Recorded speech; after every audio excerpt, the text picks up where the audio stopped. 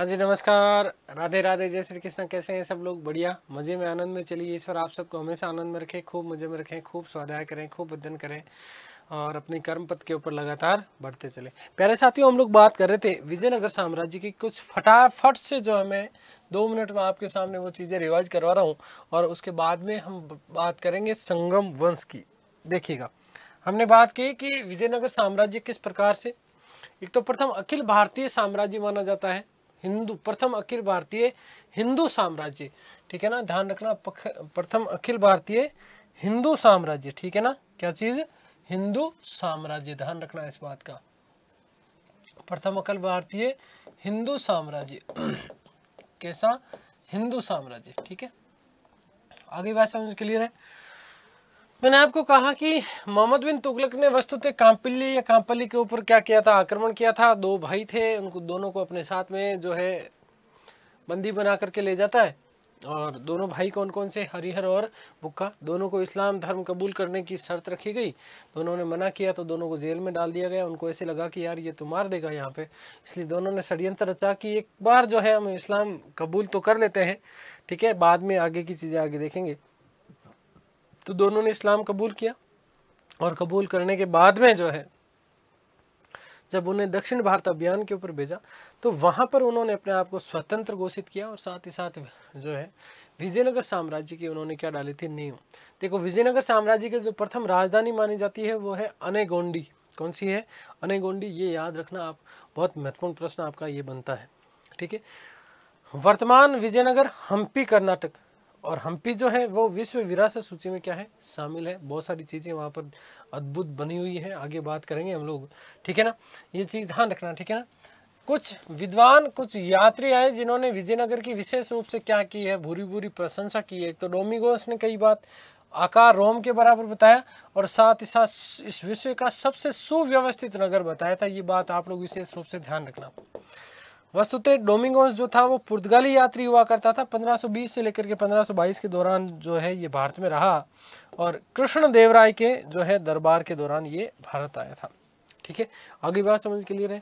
उसके बाद में हमने अब्दुल रज्जाक की बात करी थी। तो अब्दुल रज्जाक जो है वो 1443-44 में भारत आया था, ठीक है। देवराय द्वितीय के समय आया था। ये फारस का विद्वान था। इसने क्या बात कही? इसने कहा कि संसार में विजयनगर जैसा सुंदर सा ना तो किसी ने देखा है और ना ही किसी ने सुना है। संसार में इसके समान अन्य कोई भी देश या शहर नहीं है, ठीक है। और इसने कहा कि एक नगर के अंदर एक कुल 7 दीवारें हैं, 7 परकोटे हैं, ठीक है। और जहाँ लगभग कितने 300 बंदरगाह की बात करता है वो, कितने 300 बंदरगाह है। और सोना चांदी रत्न आभूषण जो है वो खुले आम वहाँ पर क्या होते हैं? बिकते हैं। आगे बात समझ क्लियर है? फिर हमने बात की कि कौन कौन से राजवंश आए इस पर। तो सबसे पहले संगम, सालू, तालु और आरविडू, SST है, ये आपको रखना है याद। संस्थापक पूछ रहे तो संगम का हरिहर और बुक्का, सालू का नरसिंह सालू, तालू का वीर नरसिंह और अरविडू का तिरुमल, ठीक है। आगे बात समझ में क्लियर है? तो ये बात आप विशेष रूप से ध्यान रखना। उसके बाद हम बात करते हैं विजयनगर की। तो स्थापना मैंने आपको बता ही दिया, पिता का नाम बता दिया। इसी पिताजी के नाम के ऊपर जो है अपना इन्होंने क्या चलाया था? राजवंश चलाया था। स्थापना कब की गई? 1336 में। ये मोस्ट इंपोर्टेंट प्रश्न पूछा जाता है। किसके शासनकाल में? तो MBT के काल में। किसके काल में? MBT के काल, मोहम्मद बिन तुगलक के काल में इसकी स्थापना की गई। उद्देश्य क्या था? एक शक्तिशाली हिंदू साम्राज्य की नींव डालना इसका उद्देश्य था। कैसे स्थापना की वो भी हमने बात कर ली थी। अब विशेष बात ध्यान रखना कि एक तो इनके गुरुजी का नाम माधव विद्यारण्य, इन दोनों ने जो है इनकी शुद्धि की और शुद्धि करने के बाद में इन्हें एक बार पुनः मुसलमान से पुनः क्या बना दिया था? हिंदू बना दिया था। आगे बात समझ में? ये कार्य जो किया गया वो किया गया तुंगभद्रा नदी के किनारे। और यहीं तुंगभद्रा नदी के किनारे पर सायण जो थे वो वेदों के भाष्यकार माने जाते हैं, ठीक है। इन्हीं से मिले थे और बाद में यहाँ पर विजयनगर साम्राज्य की इन्होंने क्या करी थी? स्थापना करी थी, ठीक है ना। पहली राजधानी हमने बात करी कौन सी? अनेगोंडी। और उसके बाद में विजयनगर, फिर बेनगोंडा, फिर चंद्रगिरी। ये अंतिम राजधानी थी विजयनगर की। ये मोस्ट इंपोर्टेंट प्रश्न पूछा जाता है बहुत बार, कई परीक्षाओं में इस प्रश्न को पूछ लिया गया है, ये चीज ध्यान रखिएगा। उसके बाद ध्यान रखना कि इस तरीके से हमने मैप को जो है विजयनगर और बहमनी जो साम्राज्य थे, इन दोनों साम्राज्यों का सीमाओं का निर्धारण की हम लोगों ने बात करी थी कि कृष्णा नदी जो है इन दोनों राज्यों की सीमाओं का निर्धारण करता था। रायचूर दोआब क्षेत्र जो कृष्णा और तुंगभद्रा के बीच का जो क्षेत्र था, ये दक्कन का अखाड़ा कहलाता है। और इसी क्षेत्र के ऊपर अधिकार करने के लिए विजयनगर और बहमनी साम्राज्यों में दोनों में जो है कई लंबे समय तक क्या चलता रहा, संघर्ष चलता रहा।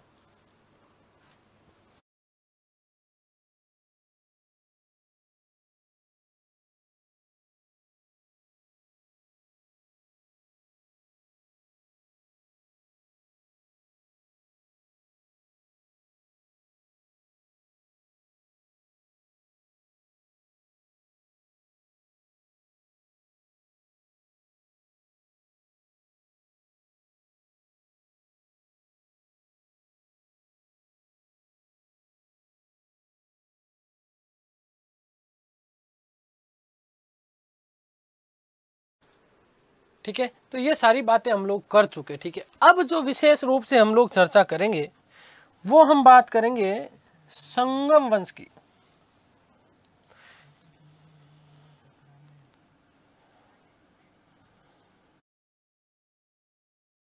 गर्मी लाग रही सर ने बैंकर के यार।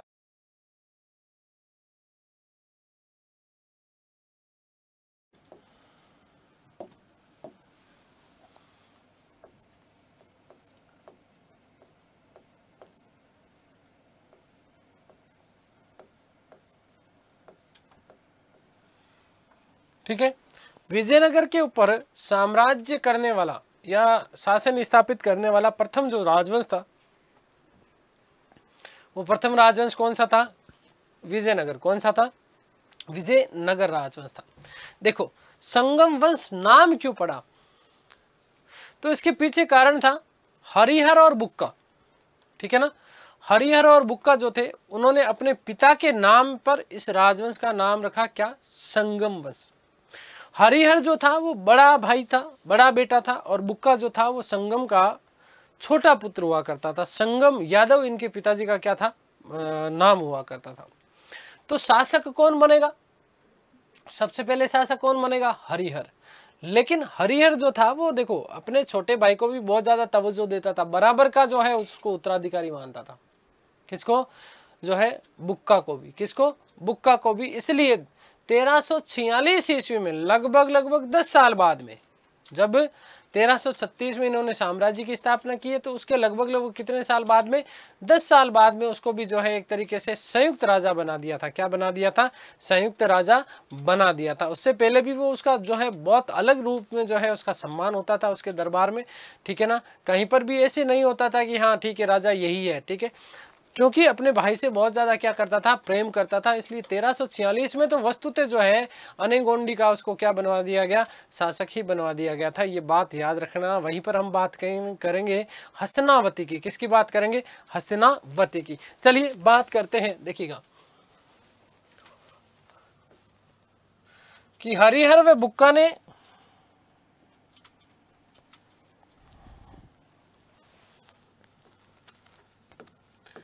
हरिहर व बुक्का ने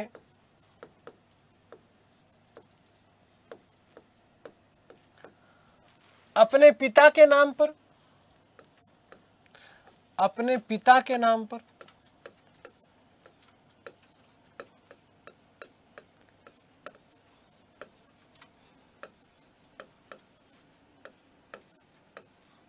इस राजवंश की स्थापना की। इस राजवंश की स्थापना की।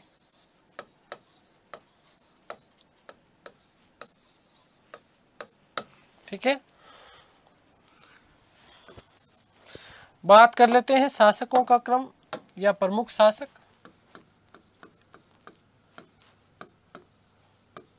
प्रमुख शासक,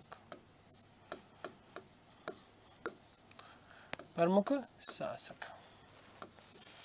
तो सबसे पहला जो शासक बना वो कौन था? हरिहर।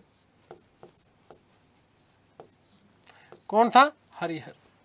देखो हरिहर की यदि हम बात करें तो हरिहर का जो शासनकाल का समय माना जाता है, वो शासनकाल का समय माना जाता है 1336 से लेकर के 1356 ईस्वी तक। 1336 से लेकर के 1356 ईस्वी तक 20 वर्ष का जो है शासनकाल माना जाता है। 1336 से लेकर के 1356 ईस्वी तक का जो काल है वो किसका माना जाता है? आपका हरिहर का माना जाता है। आगे बात समझ में, ध्यान रखना कि बुक्का इसका छोटा भाई था। बुक्का इसका छोटा भाई था।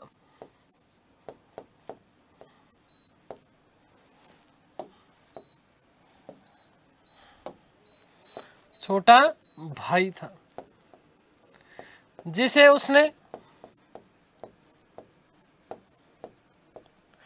1346 ईस्वी में 1346 ईस्वी में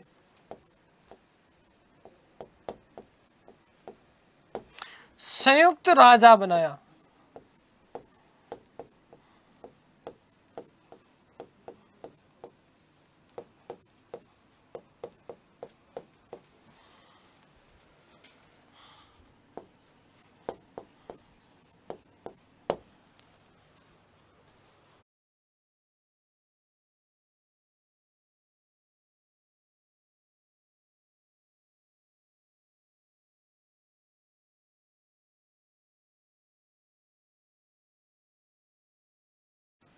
कि बुक्का को इसने क्या बना दिया?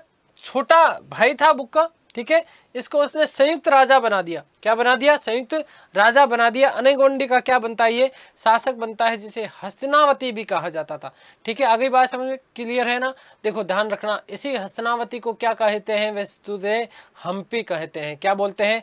हम्पी कहते हैं। बाद में ये किस नाम से जाना गया? विजयनगर के नाम से जाना गया। तो अब देखो, हरिहर ने पहला कार्य क्या कि 1336 ईस्वी में, कब? 1336 ईस्वी में क्या चीज? 1336 ईस्वी, विशेष रूप से याद रखना, हम्पी।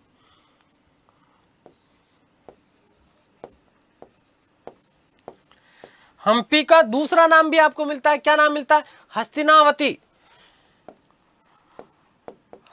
हस्तिनावती, ठीक है ना? क्या चीज? हस्तिनावती की नींव डाली। किसकी नींव डाली? हस्तिनावती की नींव डाली।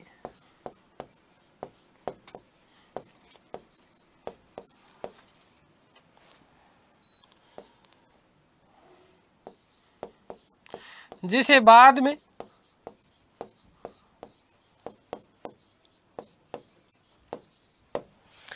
विजयनगर के नाम से जाना गया। किस नाम से? विजयनगर के नाम से जाना गया था। आगे बात समझ में, किस नाम से? विजयनगर के नाम से जाना गया था। ठीक है, आगे बात समझ में। अब 1346 में अनेगोंडी को विजयनगर की क्या बना दिया गया? संयुक्त राजधानी बना दिया गया। और यहीं पर बुक्का को क्या दे दिया गया? शासन दे दिया गया। ध्यान रखिएगा कि 1346 ईस्वी में 1346 ईस्वी में 1346 ईस्वी में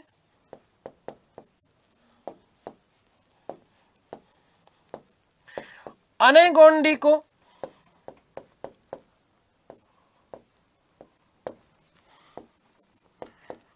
राजधानी बना।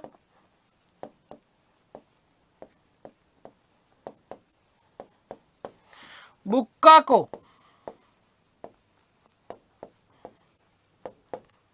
संयुक्त राजा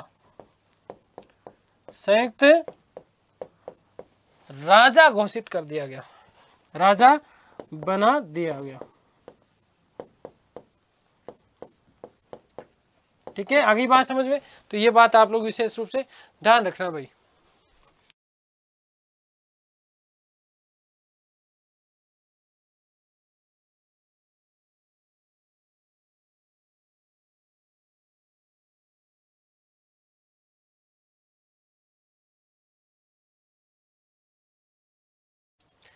ठीक है, आगे बात समझ में क्लियर हो गया ना? तो 1346 में अनगोंडी को क्या बनाया? राजधानी बनाया। राजधानी बनाने के साथ ही साथ बुक्का को यहाँ का क्या बना दिया गया? संयुक्त राजा बना दिया गया। देखो 1346 में एक और महत्वपूर्ण घटना हुई। क्या? कौन सी घटना हुई? कि होयसल जो राज्य था, इस होयसल राज्य को जीता। और होयसल राज्य का जो है शासक हुआ करता था जिसका नाम था वीर भल्लाल तृतीय। ठीक है, इस वीर भल्लाल तृतीय की मृत्यु के बाद में वस्तुतः उन्होंने क्या किया, होयसल के ऊपर आक्रमण किया, और आक्रमण करने के बाद में उसको विजयनगर साम्राज्य में मिला दिया गया। 1352 से लेकर के 1352-53 में जो है यहाँ मदुरई के ऊपर, मदुरई में जहां पर पांड्यों का शासन हुआ करता था, मदुरई को भी जीता। और मदुरई को जीत करके जो है क्या कर लिया गया, विजयनगर साम्राज्य को, विजयनगर साम्राज्य में उसको मिला दिया गया। देखिए ध्यान दीजिएगा कि 1346 ईस्वी में 1346 ईस्वी में होयसल राजा वीर भल्लाल तृतीय की मृत्यु के बाद, वीर भल्लाल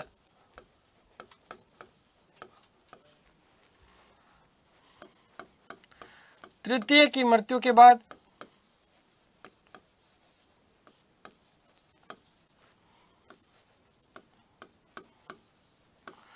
होयसलों पर आक्रमण कर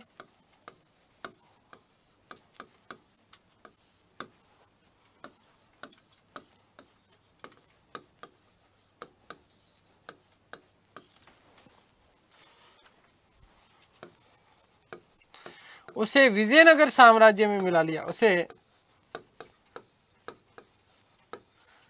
विजयनगर साम्राज्य में मिला लिया गया।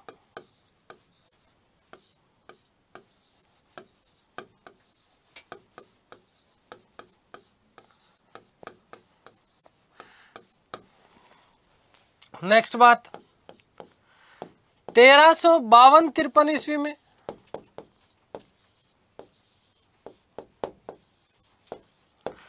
मदुरई को जीता।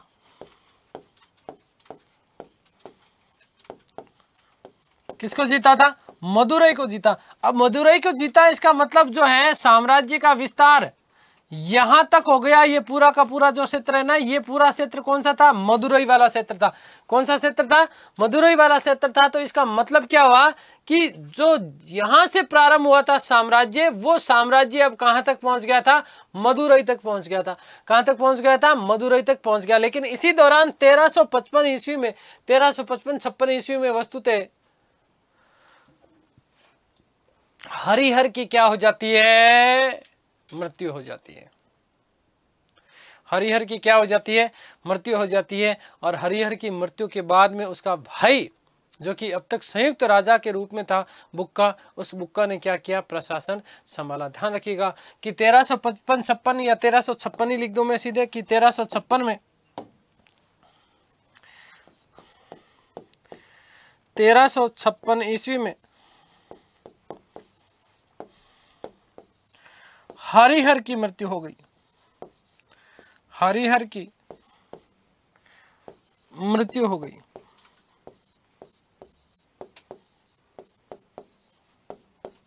तो बुक्का शासक बना। बुक्का शासक बना। शासक कौन बना है, बुक्का। हरिहर की मृत्यु के बाद में शासक कौन बन गया, आपका बुक्का शासक बन गया। तो अब हम लोग बात करें एक इसकी, बुक्का प्रथम की।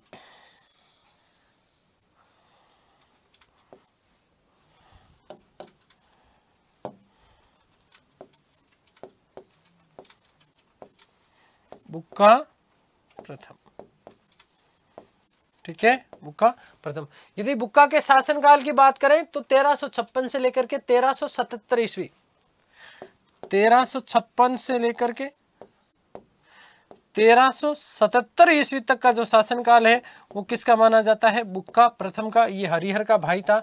ये वही हरिहर और बुक्का है जिन्होंने विजयनगर साम्राज्य की क्या डाली थी, जो है नींव डाली थी। तो हरिहर का छोटा भाई था कौन, बुक्का।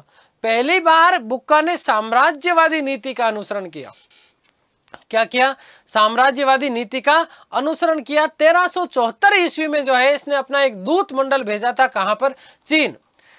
1377 ईस्वी में मदुरई के ऊपर आक्रमण किया और मदुरई के ऊपर आक्रमण करने के साथ ही साथ जो है मदुरई को पूर्ण रूपेण जो है इसने विजयनगर साम्राज्य का हिस्सा बना लिया। किसका?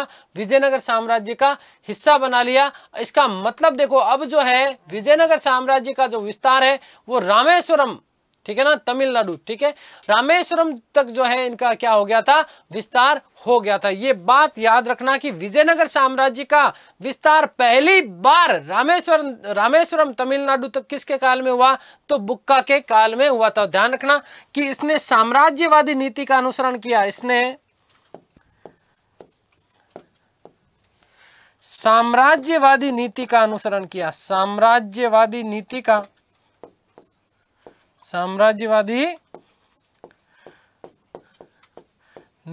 का अनुसरण किया।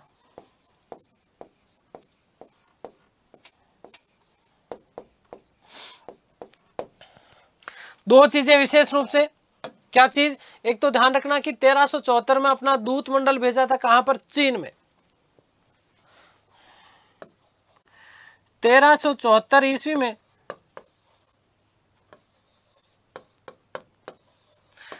अपना एक दूत मंडल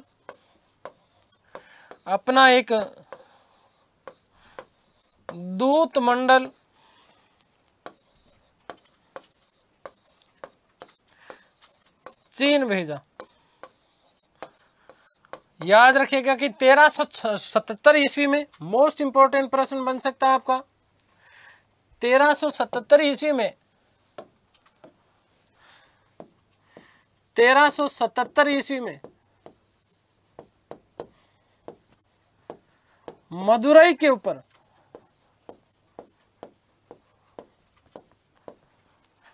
पूर्ण रूप से विजय प्राप्त कर ली।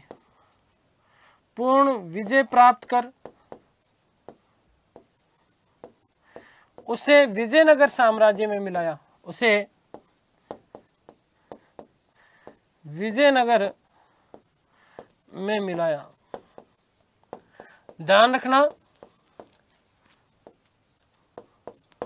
कि विजयनगर का विस्तार पहली बार, विजयनगर साम्राज्य का विस्तार पहली बार, विजयनगर का विस्तार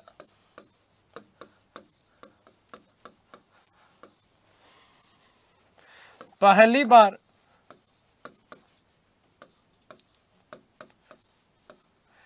रामेश्वरम, कहां तक? रामेश्वरम तक हो गया।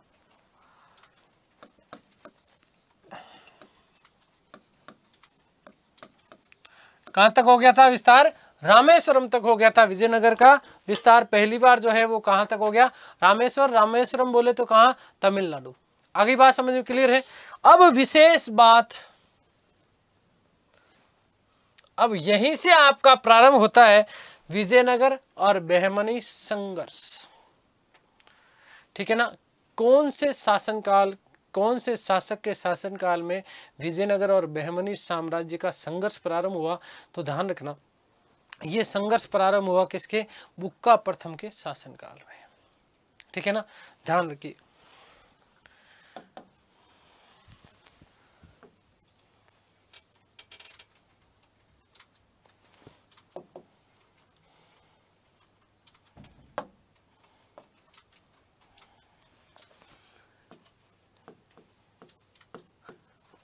विजयनगर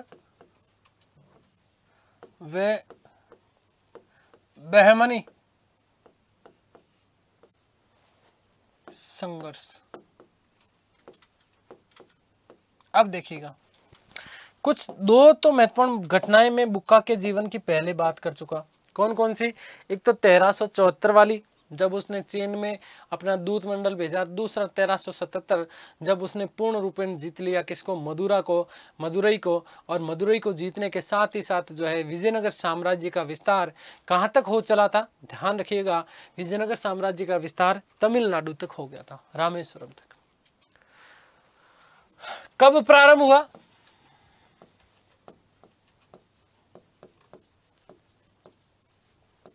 तो देखो ध्यान देना, 1367 1367 ईस्वी। 1356 से लेकर के 1376 तक का जो काल है वो किसका था? बुक्का का।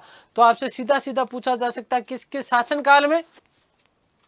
तो ध्यान रखना बुक्का के शासन काल में। कारण क्या है? बात करते हैं कारण की। पहला कारण कौन सा कारण? पहला कारण क्या है? एक तो रायचूर दोआब के ऊपर अधिकार करना चाहते थे, क्योंकि यहां पर जो है वस्तुतः उपजाऊ भूमि थी और हीरे और लोहे की खान हुआ करती थी। तो पहला कारण तो क्या है कि रायचूर दोआब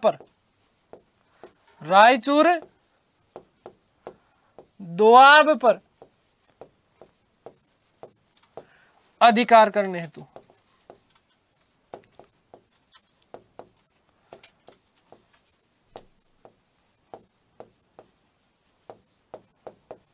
ध्यान रखना, इसी रायचूर दोआब में सोने व लोहे की खानें थी। सोने व लोहे की खानें,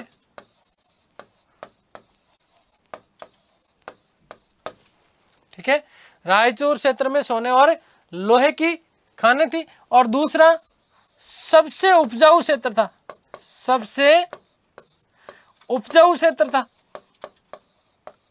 उपजाऊ क्षेत्र हुआ करता था। और सबसे उपजाऊ क्षेत्र है तो उसके ऊपर अधिकार चाहिए ना भाई। हर व्यक्ति यही तो चाहता है कि जो मेरे पास में क्षेत्र है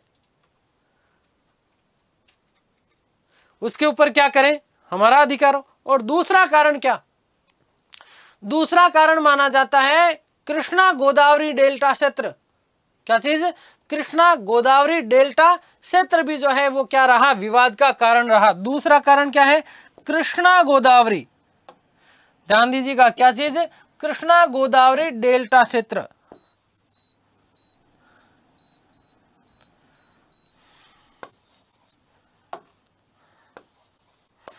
कृष्णा गोदावरी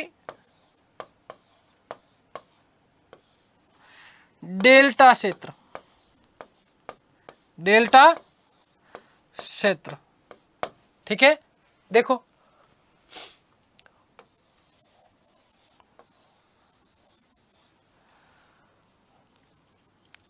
एक तो कृष्णा और तुंगभद्रा नदी, और दूसरा यही वाला जो क्षेत्र है ये गोदावरी ब्रह्मपुत्र है ना, ये नदियां, ठीक है। तो ये वाला जो क्षेत्र है इस वाले क्षेत्र के ऊपर भी अधिकार करना चाह रहे थे कौन? एक दूसरे लोग, ठीक है ना। तो ये भी जो है इसका जो क्या माना जाता है? मुख्य कारण माना जाता है, ठीक है। आगे बात समझ में क्लियर है ना। बहमनी शासक हुआ करते थे इस समय, जिनका नाम था मोहम्मद शाह प्रथम। क्या नाम था? मोहम्मद शाह प्रथम। इस मोहम्मद शाह प्रथम ने विजयनगर के ऊपर 1367 ईस्वी में क्या कर दिया? आक्रमण कर दिया। तो ध्यान रखना कि बहमनी का प्रथम शासक कौन सा था जिसने विजयनगर के ऊपर आक्रमण किया? मोहम्मद शाह प्रथम। कौन था? मोहम्मद शाह प्रथम। बुक्का प्रथम ने मोहम्मद शाह प्रथम को क्या किया? बहुत बुरी तरीके से पराजित किया। और पराजित करने के बाद दोनों में क्या हो गई थी? संधि हो गई। क्या हो गई? संधि हो गई। अब यहाँ पर उल्लेख ये भी मिलता है, अलग अलग पुस्तकों में थोड़ी सी चीजें यहाँ पर कंट्रोवर्शियल देखने को मिलती है, ध्यान देना। ऐसा कहा जाता है कि सबसे पहले आक्रमण हालांकि किसने किया था? बुक्का ने किया था। किसने किया था? बुक्का ने किया था। और बुक्का ने जो है आक्रमण करने के बाद में उसको उकसाया, फिर उसने वापस आक्रमण किया। और आक्रमण करने के बाद में यहाँ मदुरई वाला जो क्षेत्र था, इसके क्षेत्र के आसपास के जो लोग थे, हिंदू जो लोग थे, कृष्णा तुंगभद्रा डेल्टा क्षेत्र में भी कुछ निवास करते थे। तुंगभद्रा क्षेत्र विशेष रूप से, वहां तुंगभद्रा के किनारे जो हिंदू लोग रहते थे उनने बहुत बुरी तरीके से मोहम्मद शाह ने मार दिया। तो इसका बदला लेने के लिए फिर जो है बुक्का ने आक्रमण किया। कई जगह ये मिलता है कि पहले उसने आक्रमण किया। खैर ध्यान देना, अपने तो ये ध्यान देना है कि बहमनी का पहला कौन सा शासक था जिसने इसके ऊपर आक्रमण किया विजयनगर के ऊपर? तो मोहम्मद शाह प्रथम। कौन था? मोहम्मद शाह प्रथम जो था उसने क्या किया? बहमनी के ऊपर सबसे पहले क्या किया था? आक्रमण किया था। बुक्का ने उसको पराजित किया। और पराजित करने के बाद में जो है दोनों के बीच में क्या हुई? संधि हुई। क्या हुई? संधि हुई। ध्यान देना, दोआब क्षेत्र जो था, कौन सा क्षेत्र? ये कृष्णा और तुंगभद्रा तुंगभद्रा के मध्य का जो ये क्षेत्र था, इस क्षेत्र के ऊपर जो है जो अधिकार हो गया वो किसका? विजयनगर का। किसका? विजयनगर का। दूसरा, कृष्णा नदी जो थी, कौन सी नदी? कृष्णा नदी को जो है सीमा रेखा बना लिया गया, किसकी? बहमनी और विजयनगर साम्राज्य की। ठीक है, आगे बात समझ में क्लियर है? तो ध्यान रखना, वेरी मोस्ट इंपोर्टेंट प्रश्न बनता है, आक्रमण कब और किसने? आक्रमण किसने? आक्रमण कब व किसने? आक्रमण कब वे किसने?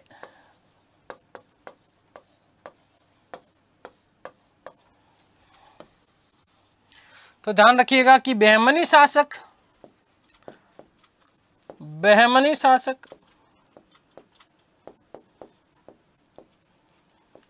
मोहम्मद शाह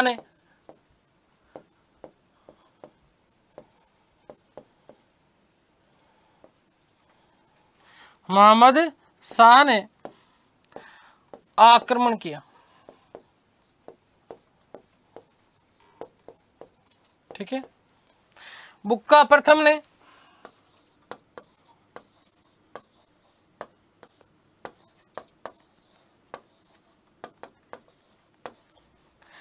मोहम्मद शाह प्रथम है, ये ध्यान रखना। ठीक है, मोहम्मद शाह प्रथम को पराजित किया।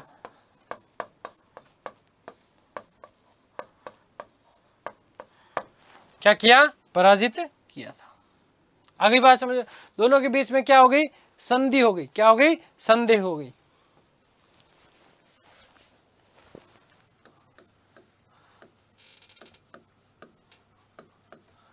दोनों के मध्य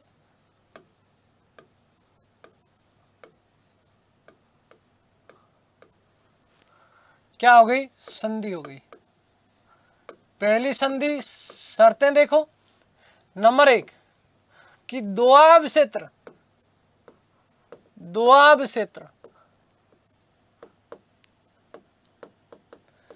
विजयनगर के अधीन हो गया।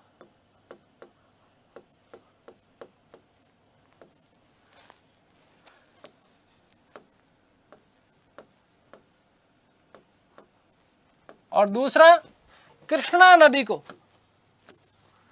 क्या चीज है? कृष्णा नदी को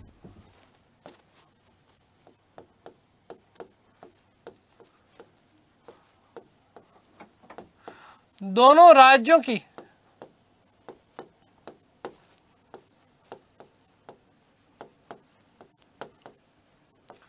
सीमा बना दिया गया, सीमा निर्धारित कर दिया।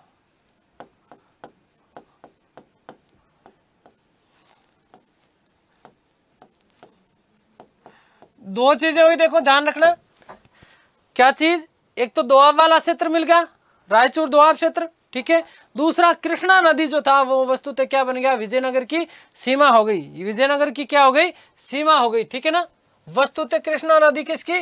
विजयनगर की सीमा है। किसकी है? विजयनगर की सीमा है। तो दोनों राज्यों के बीच में सीमा क्या बन गई? कृष्णा नदी, विजयनगर की सीमा। याद रखना, ये विजयनगर की क्या बना दिया गया? इसको सीमा बना दिया गया। आगे बात समझ में क्लियर है? तो ये बात आप लोग विशेष रूप से ध्यान रखना। देखो, कृष्णा नदी जो है वो विजयनगर और बहमनी साम्राज्य की क्या है? सीमा निर्धारक बन गई। क्या बन गई? सीमा निर्धारक। तो आपसे लॉजिकल प्रश्न ये भी बन सकता है कि कौन सी नदी जो थी वो बहमनी और विजयनगर साम्राज्य की सीमा निर्धारक थी? तो वो कौन सी थी? कृष्णा नदी। देखो, अब कुछ बातें करते हैं हम लोग, अन्य महत्वपूर्ण तथ्य हम लोग बात करते हैं। अन्य महत्वपूर्ण तथ्य,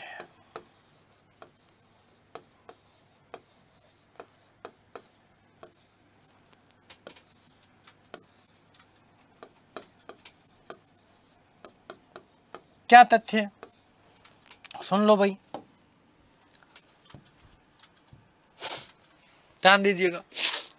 एक तो बुक्का प्रथम ने सभी धर्मों को जो है इसने क्या किया? संरक्षण प्रदान किया था। सभी धर्मों को क्या किया? इसने संरक्षण प्रदान किया। साथ ही साथ वेद मार्ग प्रतिष्ठापक, क्या चीज? वेद मार्ग प्रतिष्ठापक की क्या करी थी, इसने उपाधि धारण की। साथ ही साथ इसने तेलुगु काव्य को भी संरक्षण प्रदान किया था। वैदिक मार्ग प्रवर्तक नामक ग्रंथ की रचना की, ठीक है ना, अगली बात समझ में। या फिर जिसे कहा जाता है वैदिक मग प्रवर्तका, क्या कहा जाता है, वैदिक मग प्रवर्तका, ठीक है ना। देखिएगा कि बुक्का प्रथम ने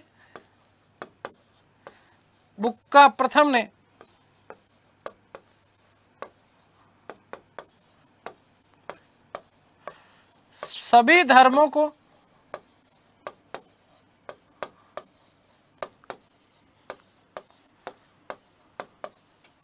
संरक्षण प्रदान किया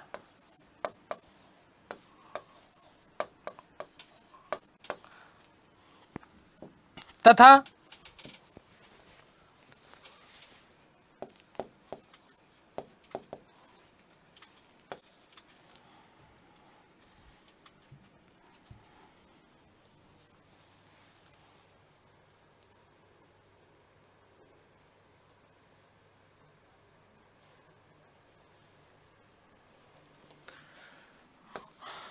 वेद मार्ग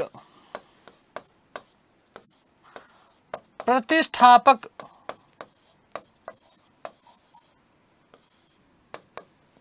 वेद मार्ग प्रतिष्ठापक की उपाधि धारण की।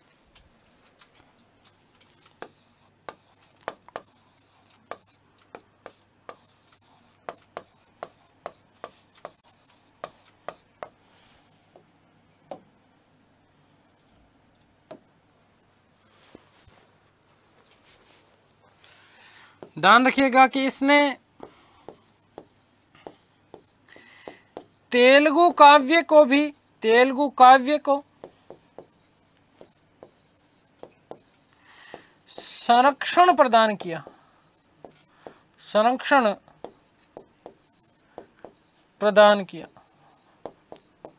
तेलुगु काव्य को क्या किया इसने, संरक्षण प्रदान किया। और लास्ट बात मैं लिख रहा हूं, वैदिक मग प्रवर्तका या वैदिक मार्ग प्रवर्तका, एक ही बात है, नामक ग्रंथ की रचना की थी। वैदिक मग प्रवर्तका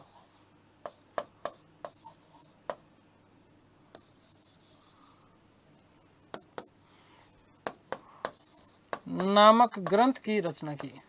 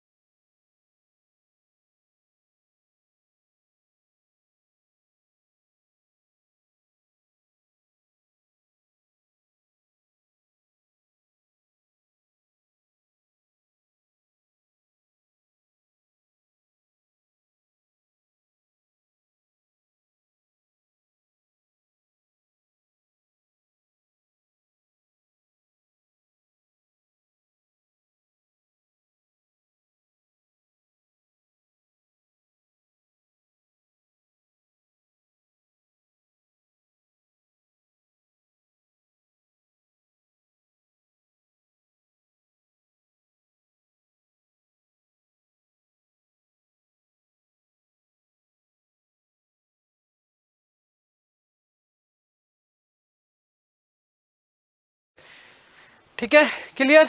चलिए आगे बात करते हैं। देखिएगा इसके बाद जो शासक बना वो शासक बना हरिहर सेकंड। कौन? हरिहर सेकंड। और हरिहर सेकंड का जो शासनकाल का समय माना जाता है वो माना जाता है 1377 से लेकर के 1404 ईस्वी। हरिहर सेकंड।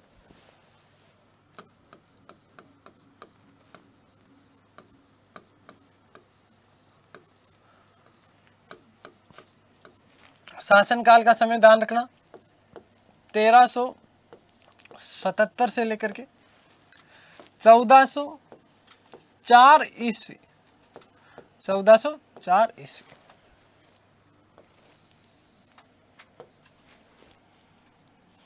अब देखिए कुछ चीजें बात करते हैं हरिहर के बाद। एक तो कुछ इसकी उपाधियां याद रखना कौन कौन सी। एक तो इसने उपाधि धारण की महाराजा धीराज की, और दूसरी इसने उपाधि धारण करी थी राज परमेश्वर की। विजयनगर साम्राज्य का प्रथम ऐसा शासक माना जाता है जिसने महाराजा धीराज और राज परमेश्वर की उपाधि धारण की थी। बहमनी साम्राज्य से इसने 2 प्रांत छीने। धमाधम 1377 में जैसे शासक बना उस तुरंत प्रभाव से बहमनी से 2 जो है इसने राज्य छीन लिए। किसने? हरिहर द्वितीय ने। पहला बेलगांव और दूसरा गोवा। पहला तो कौन सा? बेलगांव और दूसरा गोवा। ये बात आप लोग विशेष रूप से ध्यान रखना। और इन दोनों को इसने क्या कर दिया? विजयनगर साम्राज्य में मिला दिया था। एक चीज ध्यान रखना कि दक्षिण भारत में प्रांत को क्या कहा जाता था? मंडल कहा जाता था। क्या कहा जाता था? इसीलिए वहां पर शब्द मिलता है मंडलम। क्या शब्द मिलता है? मंडलम। आगे बात समझ क्लियर है। इस हरिहर द्वितीय ने अपना एक दूत मंडल जो है वो कहां पर भेजा था? श्रीलंका भेजा था। और समुद्री भागों पर अधिकार करने के लिए वस्तुतः यहाँ इसने ये दूत मंडल भेजा था, और ये अधिकार करने में वो सफल रहा। और श्रीलंका के शासक से राजस्व वसूला। किसने? हरिहर द्वितीय ने। ध्यान रखना कि ऐसा करने वाला प्रथम शासक भी कौन माना जाता है? हरिहर द्वितीय। क्योंकि अब जो है हरिहर के शासनकाल में विजयनगर साम्राज्य का विस्तार कहां तक हो गया है? जो है श्रीलंका तक हो गया है। कहां तक हो गया है? श्रीलंका तक हो गया है। किसके समय में? ध्यान रखना, हरिहर द्वितीय के समय में। हरिहर द्वितीय के समय में। ये बात आप लोग विशेष रूप से ध्यान रखना, ठीक है। साथ ही साथ ध्यान रखना कि इसी के काल में विजयनगर और वारंगल का क्या हुआ था? माफ करना, बहमनी और वारंगल का समझौता हुआ था। किसका? बहमनी और वारंगल का समझौता हुआ। और ये समझौता हुआ क्यों? बहमनी और वारंगल दोनों के दोनों राज्य एक हो गए ताकि वो किसको पराजित कर पाए? विजयनगर को। देखो कितना भयानक वर्चस्व बढ़ गया इस हिंदू साम्राज्य का, ठीक है ना। 1404-5 के आसपास जो है हरिहर सेकंड की क्या हो जाती है? मृत्यु हो जाती है। और उसके बाद जो शासक बना वो शासक बना कौन? देवराय प्रथम। कौन बना था? देवराय प्रथम। तो अब बात कर लेते हैं वापस में, जो सारी चीजें मैंने आपको समझा दी है, चीजें वापस लिखने वाला हूं। किसके बारे में? हरिहर द्वितीय के बारे में। तो देखिएगा इसकी उपाधियों के बारे में बात करते हैं। सबसे पहले तो 2 उपाधियां ध्यान रखनी है इसकी। कौन कौन सी उपाधि ध्यान रखना? महाराजा धीराज और राज परमेश्वर। ऐसी उपाधियां धारण करने वाला विजयनगर का प्रथम शासक था, ठीक है। तो उपाधि ध्यान रखना, उपाधियां इसकी।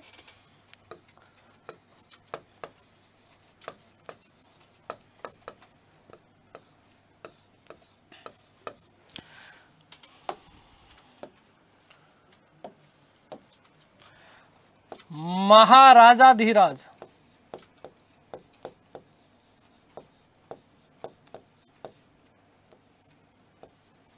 पहली। दूसरी राज परमेश्वर। क्या है?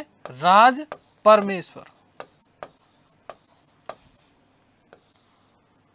ध्यान रखिएगा कि यह उपाधि धारण करने वाला,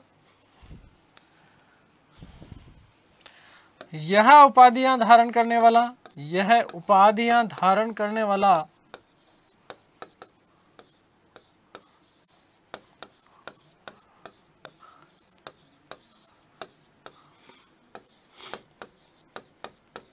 विजयनगर का प्रथम शासक माना जाता है। विजयनगर का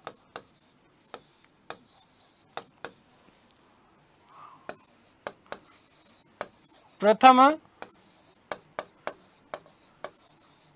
शासक माना जाता है,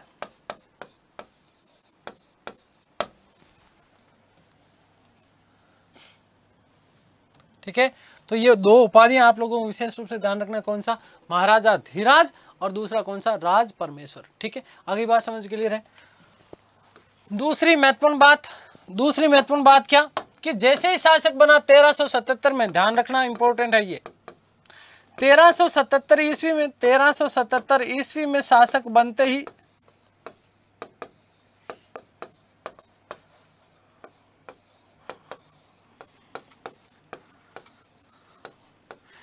बहमनी पर आक्रमण कर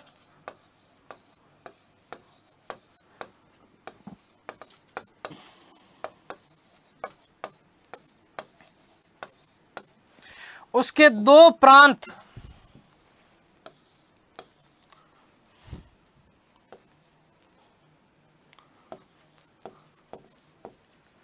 उसके दो प्रांत, प्रांत को क्या कहा जाता था? मंडलम। ठीक है। और वस्तुतः यहां पर और चीज ध्यान रखना कि मूल रूप से बहमनी साम्राज्य में, किस साम्राज्य में? बहमनी साम्राज्य में इस प्रांत को क्या कहा जाता था? तरफ। या क्या कहा जाता था? तरफ। ठीक है ना। बहमनी साम्राज्य का विभाजन तरफों में हुआ करता था। किसमें हुआ करता था? तरफों में हुआ करता था। तो दो प्रांत कौन कौन से? एक तो बेलगाम वे गोवा पर अधिकार कर, बेलगाम वे गोवा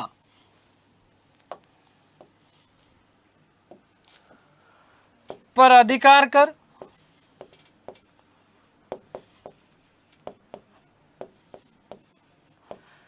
विजयनगर साम्राज्य में मिला लिया। विजयनगर साम्राज्य में मिलाया। पहली बात ये। ठीक है। आगे बात समझ में क्लियर है। दूसरी चीज क्या याद रखना कि अपना एक दल भेजा इसने, कहां पर भेजा? श्रीलंका के समुद्री भागों पर अधिकार करने के लिए। ठीक है। ध्यान रखना, वेरी मोस्ट इंपोर्टेंट बन जाता है क्या चीज? कि हरिहर द्वितीय ने अपना एक दल, हरिहर सेकंड ने अपना एक दल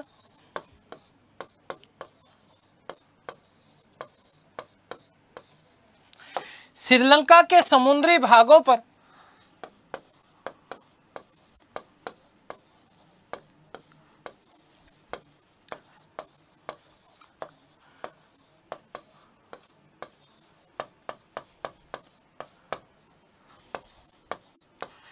अधिकार करने हेतु भेजा।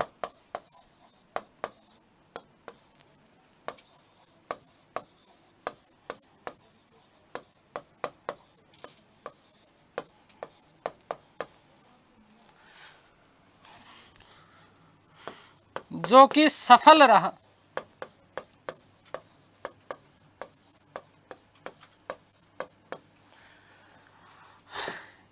प्रथम ऐसा शासक था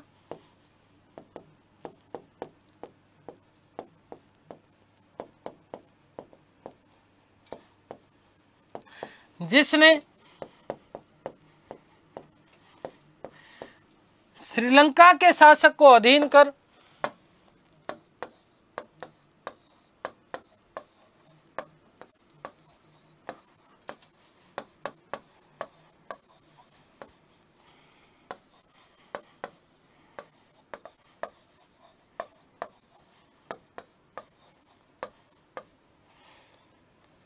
राजस्व वसूला।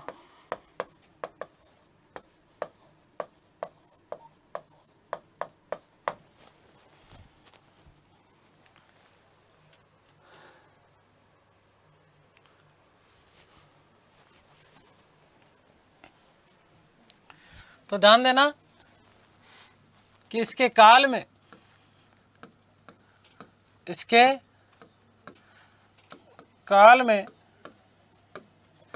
विजयनगर का विस्तार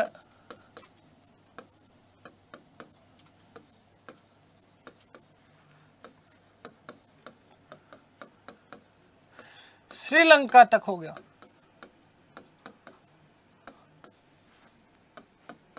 कहां तक हो गया था? श्रीलंका तक हो गया था। ये बात आप लोग विशेष रूप से ध्यान रखना। किसके काल में? हरिहर द्वितीय के शासनकाल में। ठीक है। एक ध्यान रखना, बहमनी प्लस वारंगल समझौता ये किसके काल में हुआ? ये भी पूछा जाता है।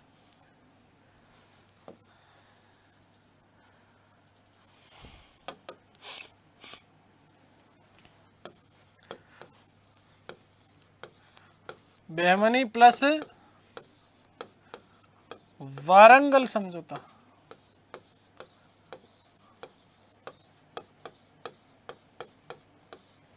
ध्यान रखना कि विजयनगर के ऊपर, विजयनगर पर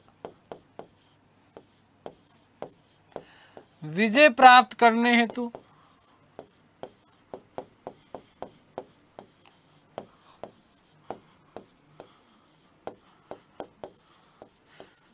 यह समझौता हुआ। अब ये लिखने की जरूरत थोड़ी है कि बहमनी और वारंगल के बीच में हुआ, ठीक है, लिख दिया मैंने। वारंगल में वस्तु काकतीय वंश हुआ करता था, ठीक है। तो विजयनगर के ऊपर विजय प्राप्त करने के लिए जो है ये समझौता हो गया था। 1404-5 ईस्वी के आसपास जो है हरिहर की क्या हो जाती है, मृत्यु हो गई। कि 1404-5 ईस्वी के आसपास, 1404-5 ईस्वी में हरिहर की मृत्यु हो गई।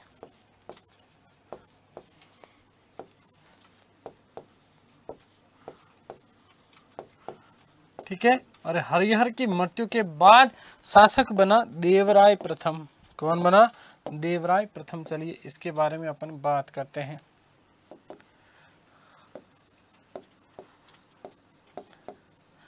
देवराय प्रथम, ठीक है।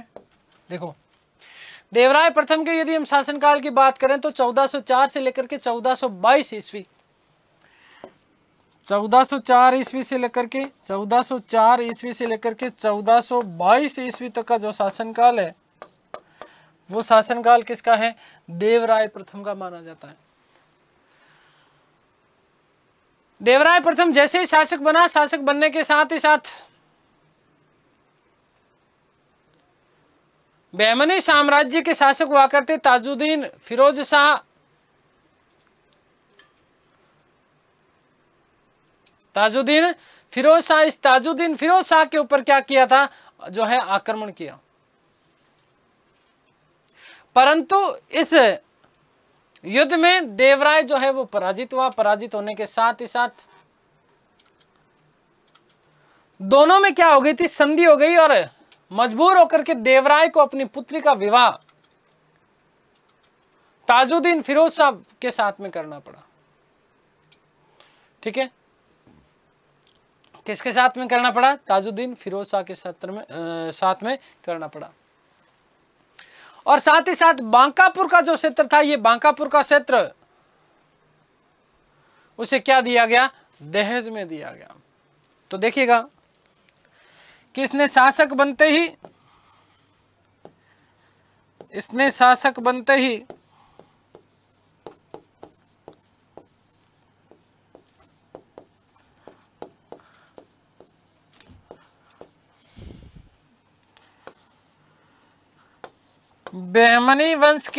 बहमनी के ताजुद्दीन फिरोज शाह पर आक्रमण किया।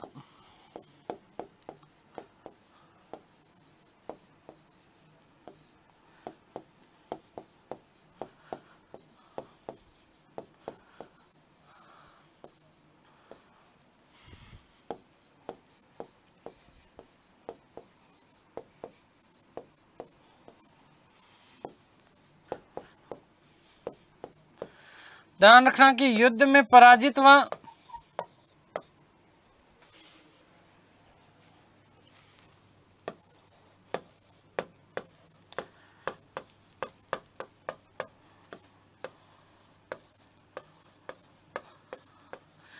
फिरोज शाह के साथ संधि की।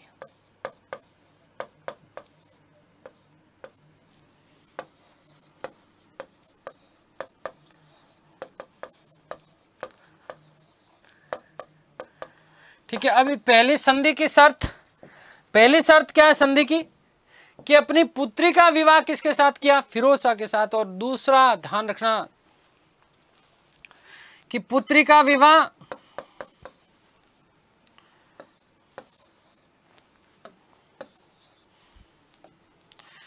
अपनी पुत्री का विवाह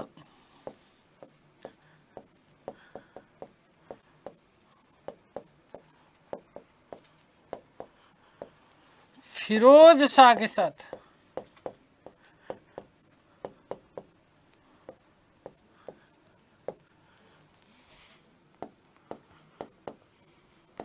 तथा बांकापुर का क्षेत्र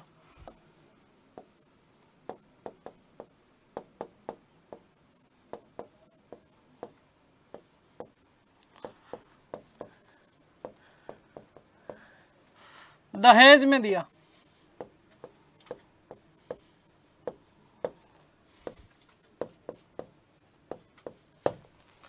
बांकापुर का क्षेत्र क्या कर दिया? दहेज में दे दिया।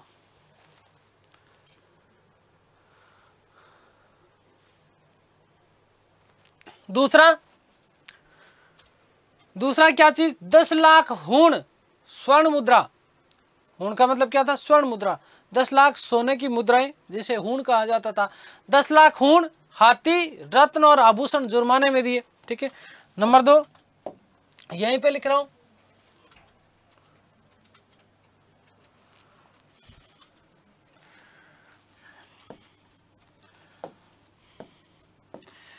दस लाख हूण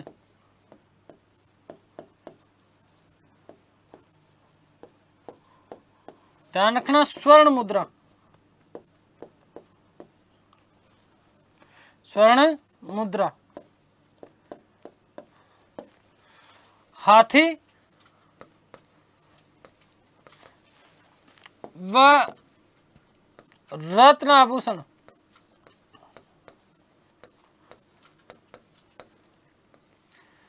जुर्माने में दिए।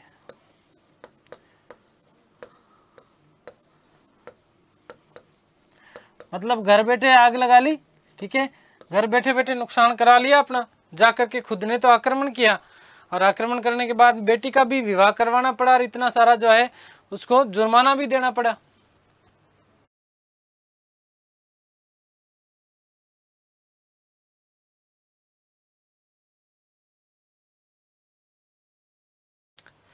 ठीक है, बात क्लियर हो गई ना? इसी युद्ध को क्या कहा जाता है? ध्यान रखना कि इस युद्ध को सुनार की बेटी का युद्ध कहा जाता है। इतना सारा सोना मिला है, क्या मिला है? इतना ज्यादा सोना मिला है। इसी कारण इस युद्ध को क्या कहा जाता है? कि सुनार की बेटी का युद्ध कहा जाता है। क्या कहा जाता है? सुनार की बेटी का युद्ध कहा जाता है। समझे कि नहीं समझे? ठीक है, बात क्लियर हो गई। इस युद्ध को क्या कहा जाता है? सुनार की बेटी का युद्ध कहा जाता है। ध्यान रखना कि इस युद्ध को, इंपॉर्टेंट तथ्य है कि इस युद्ध को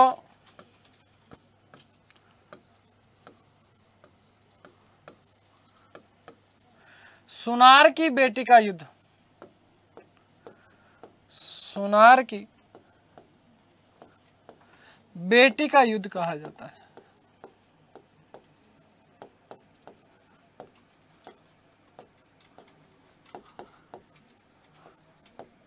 ठीक है, अब बहुत बुरी एक तरीके से बेइज्जती हो गई है देवराय प्रथम की। एक तरीके से क्या हो गई है? बेइज्जती हो गई ना। एक तो आगे होकर के आक्रमण किया। ठीक है, अब करे तो क्या करे? मानो काटो तो खून नहीं, इसलिए कुछ ना कुछ तो करना ही करना था, कुछ ना कुछ करना ही करना था। इसलिए देखो, ध्यान रखना कि इस युद्ध के तुरंत बाद में देवराय ने अपनी सेना मजबूत करना प्रारंभ किया, और उस सेना में उसने शक्तिशाली घुड़सवार सेना तैयार की। और पहली बार ऐसा हुआ कि अपनी सेना में तुर्की मुस्लिम धनुर्धारी सैनिकों को क्या किया गया? शामिल किया गया। तुर्की मुस्लिम धनुर्धारी सैनिकों को क्या किया गया? शामिल किया गया। देवराय ने अंतिम युद्ध में, कौन से युद्ध में? अंतिम युद्ध में जो है फिरोज शाह को बहुत बुरी तरीके से क्या किया? पराजित किया। क्या किया? पराजित किया। देवराय की जो है काकतीय शासकों ने, माफ करना, उसकी फिरोज शाह की जो है इस बार काकतीय वंश के शासकों ने क्या नहीं की थी? जो है सहायता नहीं की थी, इसलिए जो है वो उसको पराजित करने में सफल हो गया। ठीक है, आगे बात समझ में क्लियर है? कुल 3 युद्ध लड़े थे फिरोज शाह ने इनके खिलाफ, लेकिन पहला और तीसरे में वो जो है विजय रहा। द्वितीय जो युद्ध था उसमें वस्तुतः ये हार गया था। खैर, ज़्यादा विशेष महत्वपूर्ण आपका प्रश्न जो बनता है वो प्रश्न बनता है कौन सा, सोनार की बेटी का युद्ध किस किस के मध्य हुआ, तो देवराय प्रथम और फिरोज शाह। ठीक है, आगे बात समझ में क्लियर है। इसके अलावा कुछ महत्वपूर्ण बातें देखो, ध्यान देना कि एक तो देवराय ने जो है तुंगभद्रा नदी के ऊपर बांध का निर्माण करवाया और इस बांध से अनेक उसने क्या करी थी, नहरें निकाली थी। ऐसा करने वाला विजयनगर का प्रथम शासक था। ध्यान रखिएगा कि देवराय ने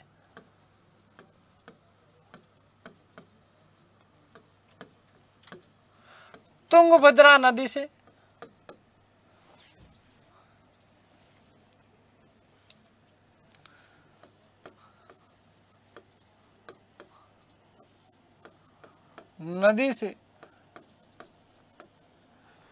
अनेक नहरें निकाली।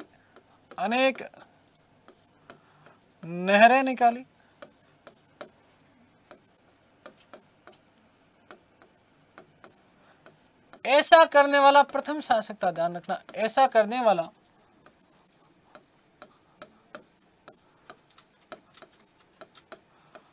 प्रथम शासक था।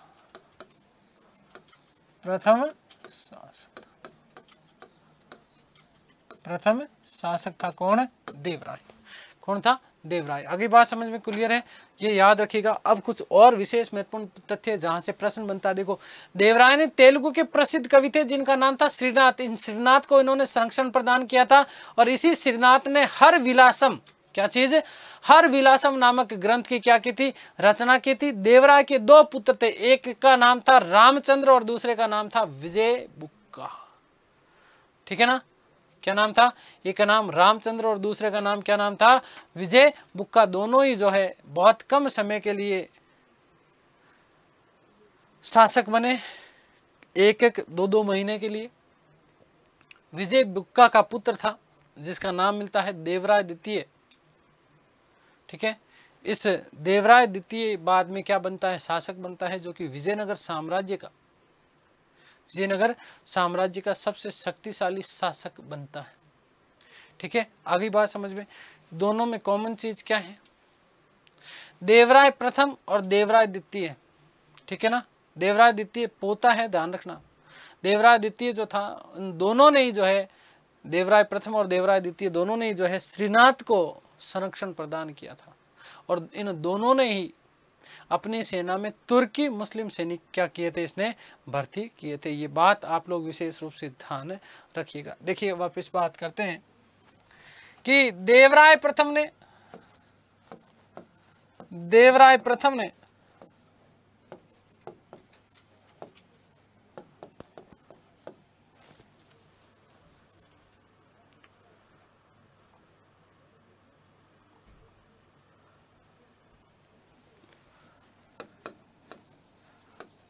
हर विलासम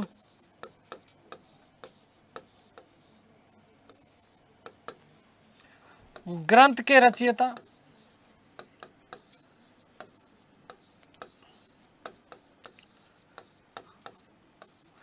श्रीनाथ को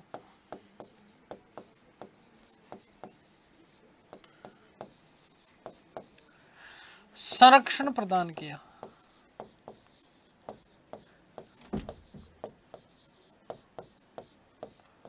किसको संरक्षण प्रदान किया था, श्रीनाथ को। आगे बात समझ में क्लियर है, ये बात ध्यान रखना। क्या चीज, नहरें या बांध भी यहां पर शब्द आ सकता है। ठीक है, तो इसका भी ध्यान रखना। श्रीनाथ का ग्रंथ क्या है, हर विलासम। किसने संरक्षण प्रदान किया, देवराय प्रथम। ठीक है, आगे बात समझ में क्लियर है, ये बात ध्यान रखना। देवराय प्रथम के दो पुत्र थे। पहला पुत्र, एक का नाम मिलता है रामचंद्र। क्या नाम मिलता है, रामचंद्र। पहले का पुत्र का नाम क्या क्या है, रामचंद्र। और दूसरे का नाम ध्यान रखना, विजय बुक्का। विजय, क्या नाम था, विजय बुक्का। दोनों ही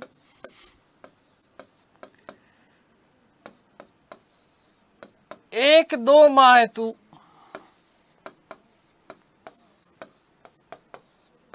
शासक बने। ठीक है। वस्तुतः फिरोज शाह के साथ में भी एक तो युद्ध में मारा गया, कुछ आकस्मिक एक की क्या हो गई थी, मृत्यु हो गई थी। इस विजय बुक्का का पुत्र था जिसका क्या नाम था, देवराय द्वितीय, देवराय द्वितीय, ठीक है, ध्यान रखना। जो कि देवराय प्रथम की मृत्यु के बाद में, देवराय माफ करना, जो कि इन दोनों की मृत्यु के बाद, इन दोनों की मृत्यु के बाद, दोनों की मृत्यु के बाद क्या बना, शासक बना, शासक बना।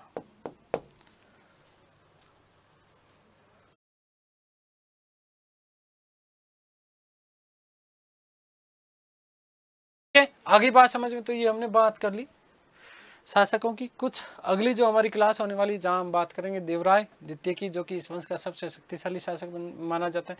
क्या क्या चीजें हुई, किस किस प्रकार से घटनाएं हुई, ये सारी की सारी बात करेंगे हमारी अगली क्लास में। तब तक के लिए ईश्वर से प्रार्थना करता हूँ कि आप सब स्वस्थ रहें, मस्त रहें, तंदुरुस्त, आह्लादित और प्रसन्नचित रहें। इस सृष्टि की संपूर्ण खुशियाँ आपको और आपके परिवार को मिले। मिलते हैं हमारी अगली क्लास में, तब तक के लिए सभी को धन्यवाद, नमस्कार, थैंक यू सो मच।